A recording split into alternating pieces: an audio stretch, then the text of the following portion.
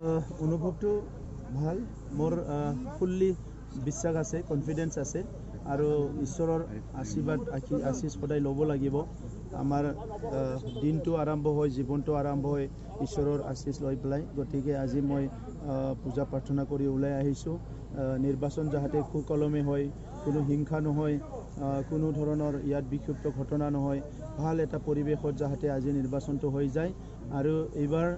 ৰাইজে উৎফুল্লিত হৈছে সবে দলে বলে ওলাই আহিছে ভোট দিবলৈ আৰু আমি যেটো দেখিছো এইবাৰ ইউপিপিএলৰে বিজয় হ'ব ইউপিপিএলে আজি যেটো দুটা ডিস্ট্ৰিক্টৰ নিৰ্বাচন হৈছে দুইটা ডিস্ট্ৰিক্টতে 99% সিট জিকি পেলাই ইউপিপিএলে চৰকাৰ গঠন কৰিবলৈ গৈ আছে ইয়াত কোনো সন্দেহ নাই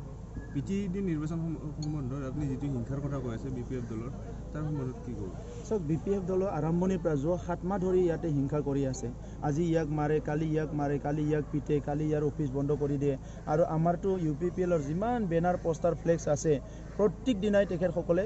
উলাই লৈ যায় চুৰ কৰে পেলাই দিয়ে হিটুৱে কৰি আছে আজি লুগাই দিও কালি লৈ যায় গতিকে আজি হাগ্ৰামা মহিলাৰ ডাঙৰীয়া এইবিলাকেদি কি এক্সাম্পল দিব বিচাৰিছে মই নাজানো কাৰবা বেনাৰ পোষ্টাৰ সিৰি জানো ইলেকশন জিকিব পাৰে আমিতো বিপিএফৰ এখনো পোষ্টাৰ বেনাৰ সিৰা নাই আমাৰ মানুহবিলাকে ধুনীয়াকৈ তেখেতসকলৰ বেনাৰ পোষ্টাৰবিলাক আছে কিন্তু তেখেতসকলে বেনাৰ পোষ্টাৰ ফালিছে অফিসত আক্ৰমণ কৰিছে যোৱাকালি কাটিছে আমাৰ কৰ্মীক গাড়ী ভাঙাইছে মানে ইমানখিনি হিংসা কৰি আছে বিপিএফে এতিয়া এই কাৰণে মই কৈছো ইটোৱে লাষ্ট ইলেকশন ইয়াৰ পিছত আৰু বিপিএফৰ হিংসা দাদাগিৰি ইয়াত নচলিব आङो भट होनानै गोजोननाय मोनदों सुबुं दारा खान्थिया गोख्रों जानांगौ आरो दिनै गोख्रों जागासिनो दङ आङो फोथायो जे एबार बिटिआरआव सोलायनाय फैगोन रायजो राजाया बयबो सोलायनाय लुबैदों जौगानाय लुबैदों जोंहा मोनसे गोजोन सुक्ति जानानै थांबाय आरो बे गोजोन सुक्ति जानायनि गेजेरावनो दिनै बयबो लुबैदों कि जोंनि जौगानायाबो फैनांसिगौ गोबां बोसोर रायजो राजाया दुखु खैफोदाव थानांबाय बेनिफ्राय उदां जानानै बयबो बे समाव जौगानायखौ लुबैदों आरो बेनिखायनो इउपिपिएल हान्जाया रायजो राजानि गोसोनि साननाय हनायखौ जोङो मान होनानै एबार सोलायनायनि जि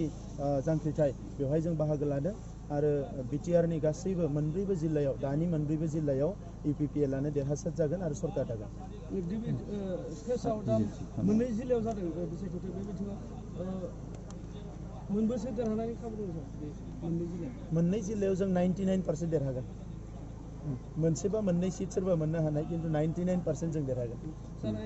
बिपिएफ हान्जाया बायदिसिना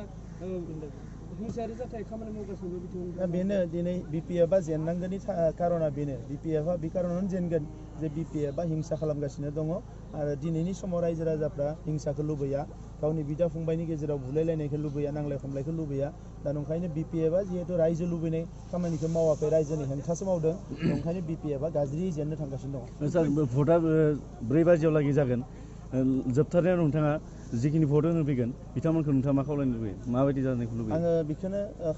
धन्यबाद होनो सानो बिथांमोनखौ जे दिनै बयबो जे ओंखारनानै फैनानै इउपिपिएलनो ज' भट होदों आं बिथांमोनखौ साबायखर बावदों आरो